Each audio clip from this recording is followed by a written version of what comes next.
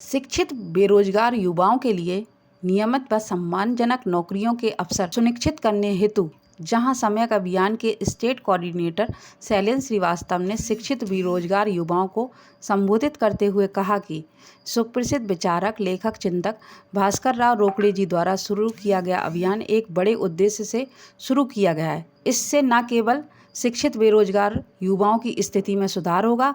कार्यक्रम में विशेष तौर पर कोऑर्डिनेटर डॉक्टर हेमंत वर्मा, वीर बहादुर सिंह, पूर्व जनपद अध्यक्ष कैलाश परमार, पूर्व नगरपालिका अध्यक्ष मेहरबान सिंह, ब्लॉक कांग्रेस के अध्यक्ष विनीत सिंह, पूर्व नगरपालिका अध्यक्ष प्रतिनिधि रमेश मुकाती, ठाकुर प्रसाद वर्मा, प्रहलाद सिंह, एडवोकेट भगवान सिंह वर्मा, राशिद नेताजी, कमल सिंह ठाकुर, अध्यापक राजेंद्र सिंह बावड़ी, अरविंद सिंह, विश्राम सिंह ठाकुर, भोलू सिंह सहित अनेक गणमान्य और युवा साथी सम्मिलित हुए। कार्यक्रम का संचालन डॉक्टर ओपी वर्मा ने किया। बहुत बहुत धन्यवाद आदरणीय पांडे जी। आज आस्था के इस पवित्र भूमि पर सम्यक अभियान कॉन्फ्रेंस में के मुख्य मार्गदर्शक परम आदरणीय श्रद्धेय श्री भास्कर राव रोकड़े जी,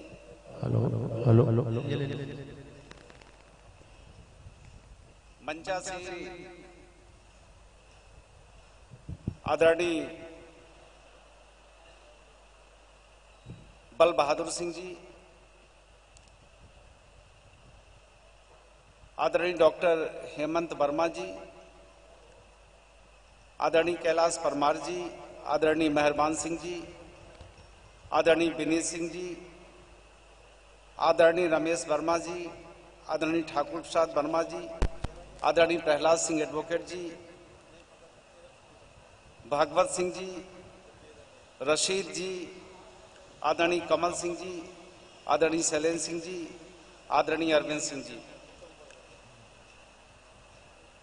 और हमारे साथ सम्यक यात्रा में हमारे जो रीवा के जो कोऑर्डिनेटर आदरणीय रघुवंश पांडे जी,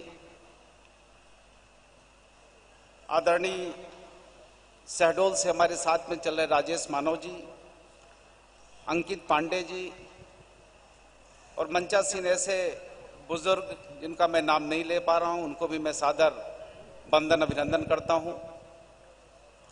इस कार्यक्रम में शामिल हुए जो इस कार्यक्रम का उत्साह वर्धन करने के लिए हमारे बीच में है, उनका सबका मैं बहुत ही स्वागत करता हूं और अपने युवा साथियों का क्रांतिकारी अभिवादन करता हूं। सम्यक अभियान क्या है, मैं इस पे आपसे बात करूंगा, और इसके बात शुरू करने से पहले जो इस कार्यक्रम के प्रमुख हैं, जिन्होंने इस कार्यक्रम की शुरुआत की है, आदरणीय श्री भास्कर राव रोकड़े जी, मैं उनके बारे में आपको थोड़ा सा परिचय दे दूं। चूंकि आदरणीय रोकड़े जी विचारक हैं, चिंतक हैं, और हिंदुस्तान की ढेर सारी जो पत्र पत्रिकाएं हैं, लीडिंग न्यूज़पेपर्स थे, उनके संपादन का काम किया है, और इसके साथ साथ एक बहुत अच्छे लेखक हैं। 30 से ज्यादा किताबें उन्होंने खुद भी लिखी हैं और समाज को हमेशा नई दिशा देने के लिए प्रेरित करने का काम किया उन्होंने। समाज की कोई भी समस्या हो, चाहे एजुकेशन की बात रही हो, चाहे किसानों की समस्या की बात रही हो, उन्होंने हमेशा अपने कलम से, अपनी लेखनी से समाज को जागृत करने का काम किया है। और जिस तरह से किताबें उन्होंने लिखी, पराकाष्ठा जिन्होंने किसानों की समस्या पे लिखी थी, हिंदुस्तान की बहुत चर्चित किताब हुई है। तो किसी न किसी माध्यम से वो समाज को हमेशा नई दिशा देने का उन्होंने काम किया है।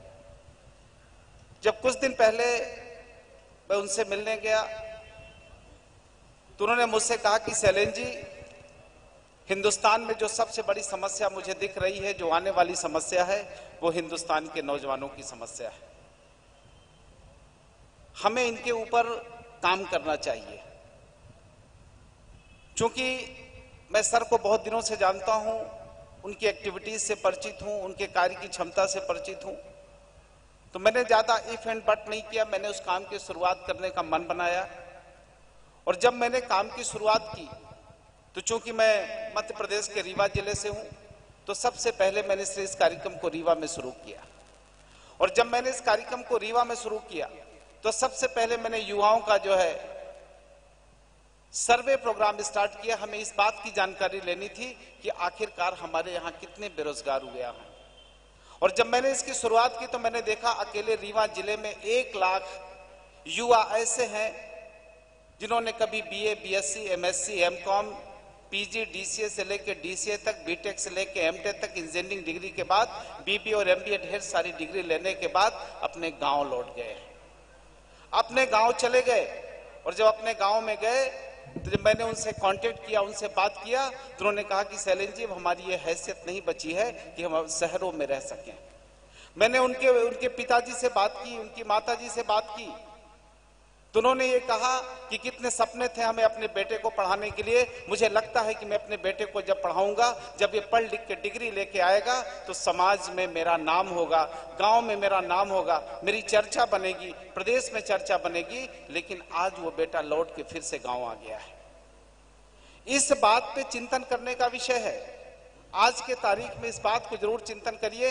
आज के तारीख में वही बेटा जो उनके माँ बाप ने पढ़ाने का काम किया था, उनको लगता था कि मेरा नाम रोशन करेगा, आज लौट के उसके गांव चला गया है और उसके एक उपाधि समाज ने दे दिया है कि वो निकम्मा है। इस बात पे चिंतन करने की जरूरत है।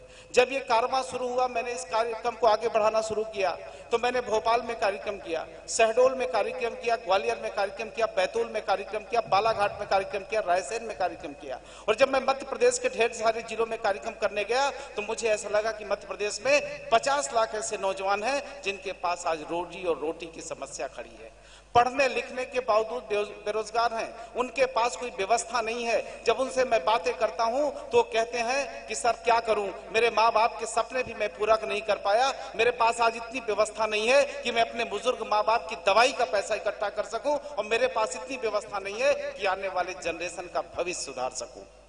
परिस्थितियों को चिंतन करने की जरूरत है। आदरणीय भास्कर राव रोकड़े साहब ने इस पे पूरा कॉन्सेप्ट दिया।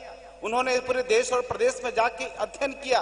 अध्ययन करने के बाद उन्होंने डेटा इकट्ठा किया। सिर्फ समस्या की बात करने वो आपके बीच में नहीं है, समस्याओं का समाधान क्या हो सकता है इसकी बात करने आपके बीच में है। सम्यक अभियान, सम्यक लिखा हुआ है यहाँ पे, सम्यक अभियान कॉन्फ्रेंस लिखा हुआ है। ये कोई जनसभा नहीं है। हम नौजवानों के बीच में, अपने बुजुर्गों के बीच में बात करने जाते हैं। हम उनसे निवेदन करने जाते हैं कि इस मध्य प्रदेश के परिवर्तन की शुरुआत आपको करनी पड़ेगी। चूंकि मैं अपने बुजुर्गों से भी चाहता हूं, अपने नौजवानों का साथ चाहता हूं, बुजुर्गों का आशीर्वाद चाहता हूं, क्योंकि ये समस्या छोटी नहीं है। जब तक हिंदुस्तान का नौजवान मजबूत नहीं होगा, आप भारतवर्ष को मजबूत नहीं कर सकते हैं। इसलिए मैं अनुरोध करने आपके बीच में हूं, अपने नौजवानों का साथ चाहता हूं, अपने बुजुर्गों का आशीर्वाद चाहता हूं, क्योंकि सम्यक अभियान में आपकी आशीर्वाद की जरूरत है। आप हिंदुस्तान के साक्षी हैं। कल के तारीख में मैं आपसे पूछना चाहता हूं, अपने बुजुर्गों से भी पूछना चाहता हूं कि जबकि आपके वो माता पिता ने आपको तो कम से कम जमीन जायदाद देके गए थे, आपके भरण पोषण की व्यवस्था करके गए थे। चूंकि आस्था क्षेत्र भी ग्रामीण क्षेत्र है, यहाँ भी लोग गांव से जुड़े हुए हैं। आपके माँ बाप तो आपके भरण पोषण की व्यवस्था के लिए जमीन जायदाद देके गए थे। आप आने वाले नौजवानों को क्या देके जाएंगे? क्योंकि जमीनें खत्म हो रही हैं। किसी के पास अगर बड़ी मात्रा में भी जमीनें रही होंगी तो आज की तारीख में बंटने के बाद छोटे मात्रा में हो गई हैं। यह समस्या समूचे मध्य प्रदेश नहीं, समूचे हिंदुस्तान की है। आदरणीय रोकड़े साहब ने इस समस्या को कुरेदने का काम किया है। उन्होंने इस पे स्टडी करने का काम किया है और उन्होंने अभियान चलाया है कि पूरे मध्य प्रदेश में 1 तारीख से उन्होंने, इसके पहले तो हमने जो है छोटी छोटी मीटिंगें किया था। जब हम मीटिंग करने जाते हैं तो लोगों को सम्यक अभियान के बारे में पता नहीं होता। सम्यक अभियान कोई राजनीतिक संगठन नहीं है। मैं किसी दल के वोट की अपील करने नहीं आया हूं। मैं तो नौजवानों के हित की बात करने आया हूं और नौजवानों से अनुरोध करने आया हूं कि अगर आपको इस देश में परिवर्तन चाहिए, आपको अपने परिवार में परिवर्तन चाहिए, तो इसका आगाज आपको करना पड़ेगा। परिवर्तन की शुरुआत आपकी करनी पड़ेगी। आपकी समस्या कोई राजनीतिक दल सॉल्व नहीं कर सकते हैं। जब तक आपको अपनी समस्या सॉल्व करने की इच्छा शक्ति आपके मन में पैदा नहीं होगी, तब तक हिंदुस्तान कोई आपकी समस्या नहीं हटा सकता। इसलिए मैं नौजवान साथियों से अनुरोध करने उनके बीच में हूं कि परिवर्तन की शुरुआत कीजिए। सम्यक यात्रा परिवर्तन की शुरुआत के लिए निकाली गई यात्रा है। हमने आगामी जो है 1 तारीख से मध्य प्रदेश के स्थापना दिवस के दिन मध्य प्रदेश से 15 दिसंबर तक 45 दिन की यात्रा आदरणीय भास्कर राव रोकड़े साहब के नेतृत्व में चल रही है। और हम लोग जाते हैं, चाहे वो हमारा बरेली का कार्यक्रम हो, चाहे गंज बासौदा का कार्यक्रम हो, चाहे विदिशा का कार्यक्रम हो, चाहे सीहोर का कार्यक्रम हो, आदि आपकी आस्था में है और लगातार यात्रा चलती रहेगी।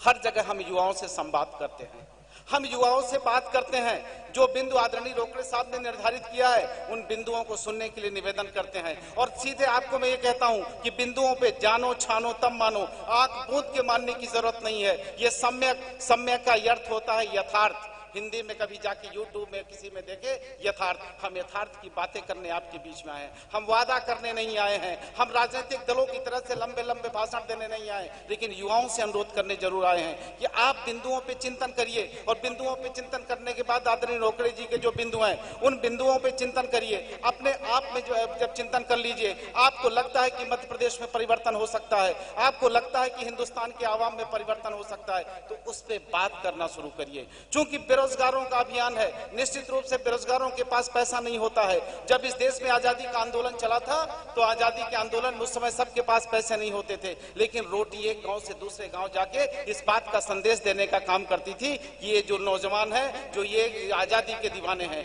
मैं अपने युवाओं से कहना चाहता हूं, आपको जो है चर्चा शुरू करनी पड़ेगी। अपने गांव में चर्चा करिए, अपने घर में चर्चा करिए, पड़ोस में चर्चा करिए, और जो है जिले में चर्चा करिए। और जिस दिन आपकी चर्चा पूरे मध्य प्रदेश में चालू हो जाएगी, मध्य प्रदेश में परिवर्तन होगा। दुनिया की कोई ताकत रोक नहीं सकती, लेकिन परिवर्तन का आगाज आपको करना पड़ेगा, परिवर्तन की शुरुआत आपको करनी पड़ेगी। और जब तक आप परिवर्तन नहीं करेंगे, कोई आपके भविष्य को नहीं बदलेगा। और जब आपका भविष्य नहीं बदलेगा, तो 2 पीढ़ियां खराब होंगी। एक तो वो पीढ़ी जिसने आपको पढ़ाने लिखाने के बाद तैयार किया है, और दूसरी वो पीढ़ी जो आपके साथ में चलने को तैयार है, आपकी नेक्स्ट जनरेशन, जिसको आप कुछ दे नहीं पाएंगे।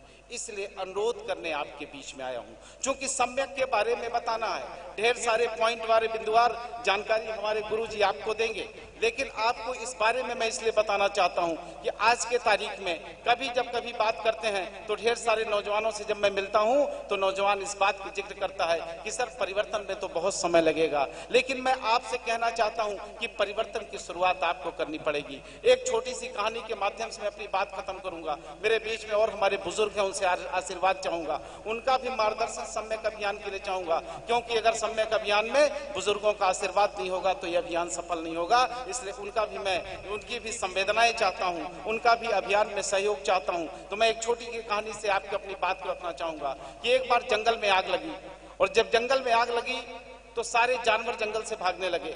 जो पशु पक्षी, जो उसमें पक्षी थे, वो भी भागने लगे। लेकिन एक चिड़िया छोटी सी, वो चोंच से पानी लाती और उस जंगल के आग को बुझाने का काम कर रही थी। उसको देख के जानवर हंसने लगे, उसको देख के जो है जानवर हंसने लगे, जो और पक्षियां थे वो हंसने लगे। उन्होंने चिड़िया से कहा कि क्या तुम्हारे इस चोंच के पानी से इस जंगल की आग बुझेगी? उसने कहा चोंच के पानी से जंगल की आग बुझेगी नहीं बुझेगी ये मुझे नहीं पता है, लेकिन जब हिंदुस्तान में इतिहास लिखा जाएगा तो मेरा नाम जंगल की आग बुझाने वालों में लिखा जाएगा और तुम्हारा नाम जंगल से भागने वालों में लिखा जाएगा।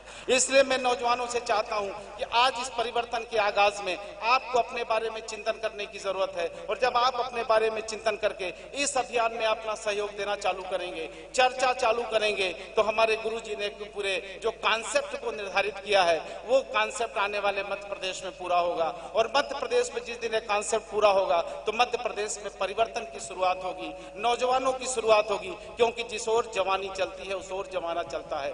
परिवर्तन तभी हुआ है जब लोगों ने नौजवानी में निर्णय लिया है। चाहे भगवान गौतम बुद्ध हो, जब वो नौजवान थे तब उन्होंने जो है हिंदुस्तान में परिवर्तन का आगाज किया था। चाहे स्वामी विवेकानंद हो, जिन्होंने शिकागो में भाषण दिया था, वो भी उस समय नौजवान थे। इसलिए नौजवान साथियों से कहना चाहता हूं कि परिवर्तन तो आपसे ही शुरू होगा और परिवर्तन तो आप ही करेंगे। अब इस परिवर्तन के आगाज में समय की यात्रा में मैं आपका स्वागत करता हूं, आप सबका सहयोग चाहता हूं, आप सबका आशीर्वाद चाहता हूं, बुजुर्गों का स्नेह चाहता हूं और अपनी बात को इसी बात से खत्म करूंगा। जय हिंद।